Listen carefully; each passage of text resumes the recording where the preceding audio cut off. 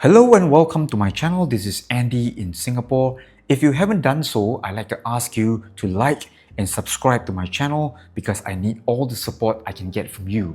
Thank you very much. In today's video, we are going to do a review of the Seagull Retro Small TV watch. This is a rather new model from Seagull, and as the name implies, this watch has this TV screen theme, and you can see very clearly from the case. And what's more important is this test screen found on the dial of this watch. So the dial together with the case and everything just sort of fits in this TV screen theme very well. So this is not just a fashion watch, we've got a really legit movement inside this watch.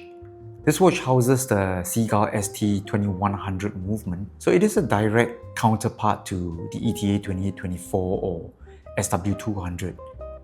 It's got a 28.8K beats per hour movement, and we've got really nice pelage and striping going on at the rotor as well as the base plate of this model. Now with the lens slightly zoom in, let me run you through some of the key specs of the Seagull Small TV watch. Again, as the model name implies, this watch is rather small. We have a case size of 34mm, left to right excluding the crown, 34mm. The overall thickness of the watch is 12mm, that's measuring from the base of the display back to the top of the dome sapphire crystal. As the watch is an integrated bracelet design, we've got this length here of the case. L to L measurement is around 40mm. And again, all these dimensions, they point towards a really small watch, and it wears very comfortably. Now here's a measurement not found on Seagull's website. Now the watch here has a crystal size of 29mm. And we also have this bracelet which is about 23mm at the case, and it tapers dramatically all the way down to about 16 at the clasp. At the time of this video, the Seagull Small TV watch has a street price of just under 500 Singapore dollars. You can definitely get this watch from our boutique. This is where the watch was loaned in from. So let me take some time to thank my good friend Eric at our boutique for so kindly and generously loaning me all these watches for my videos. Now let's go on and talk about the overall case design as well as the build quality of the watch. Obviously, this is a TV shaped case, and I think everything just fits the theme so well. And we've also got really nice rounded off sides and corners. Everything about this watch is rounded off, so there are no hard angles or facets. The case sides are rounded off, as well as the top of this case. You can see from the top of the case that there are no hard edges on this watch.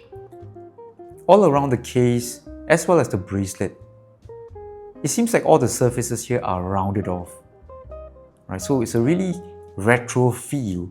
This watch sort of reminds me of those SMAC refrigerators. Even this bezel here, you can see that despite being a square or TV shaped bezel, the corners are rounded. And overall, I think this gives a pleasing look to the watch. In terms of finishing, we have a really nice mix of brushed and polished surfaces all around the watch. The top of the case is brushed, vertically brushed, and we've got a polished bezel. We also have polished case sides, and we've got this bevel going around the length of the watch. Now it's the same for the bracelet. It's a good mix of brush and polish finishes. We've got a brushed center link, so to speak, and the flanks of the bracelet are polished. Now to be honest, I'm not a big fan of this bracelet. To me, it feels like it's a little bit flimsy. There's too much give going on, too much allowance, too much play, to the point that it feels a little bit cheap.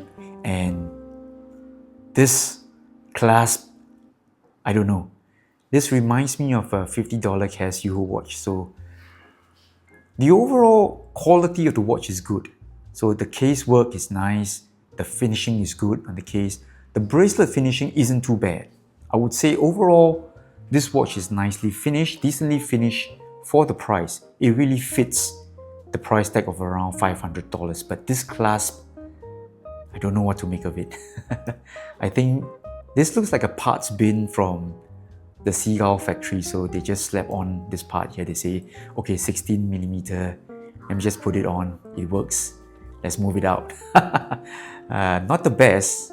So in terms of the overall fit and finish of this Seagull, I would say it definitely matches its price tag. I would definitely rate this watch higher than any entry-level Presage Seiko models.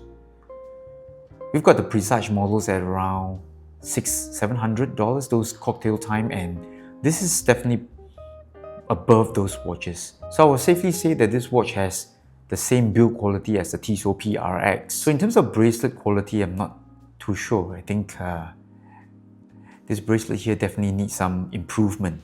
Moving on to the overall dial design. Now obviously we have the star of the show, which is the test pattern TV dial. So this is one of those theme watches. I think throughout the history of my channel, I have done a few theme watches. If I'm not wrong, in the early days I did one about the camera, vintage camera, and recently I did something about Pac-Man. So the thing about all these theme watches is you sort of sacrifice practicality as well as legibility. In this case, you can tell or you can see that in terms of legibility, in terms of reading the time, this thing is non-existent in the Seagull TV watch. As it is, I can't even tell what time is shown on the dial. I can't even see the hands, alright? So I think this is largely due to the fact that my eyes are maturing. So I'm at the age where I appreciate a dial which is highly legible and not something like this. This is too colorful and I think it's really wild out there. Okay, can't see anything. Even the prints on the dial, we've got the branding as well as how many jewels printed at the 12 and 6 o'clock zones respectively. But to be honest, I can't see a thing. Right? You can't really see or read very much. There is a day-date complication on the watch, and thankfully these things are slightly more legible. I can tell that this is a Friday. So here's an attempt to look at the loom shot of the Seagull. There is indeed some form of loom applied to the pencil hands, but obviously it is not working. So I'm not so sure what's happening here. They have applied the loom, but the loom doesn't work. At least that's how I see it. So you can see from the screen that the loom here isn't glowing at all. I've charged it up with my lamp and obviously there is no loom. So again, I don't know what these guys at Seagull are doing. This is terrible. Zooming out for a stage wrist shot of the Seagull Small TV watch. Now this is a really small watch and definitely fits well for smaller wristed individuals. And Seagull has actually marketed this watch at ladies as well. So I think this is a really good unisex watch option. So you can definitely share this watch with your wife. Perhaps that will make it easier to purchase the watch if you say that it's a watch for sharing. For size comparison, I'm bringing in my own PRX 35.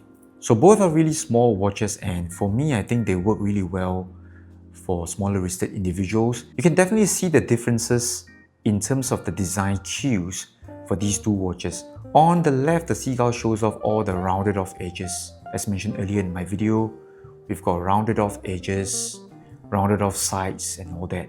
But on the PRX, you will see that almost everything is angular, faceted, right down to the bracelet in terms of the design language. Both are retro themed or rather retro inspired watches, but in terms of execution, they are very different. We also have the main Manhattan coming in for a size comparison with the Seagull. Again, the main Manhattan is a 37mm watch, but they both have this TV shaped case or tonneau shaped case. So I think in my collection, this is the closest watch to the Seagull's case design. I've got this square off crystal shape, but again, you can see how small the Seagull really is, coming in at only 34mm case size.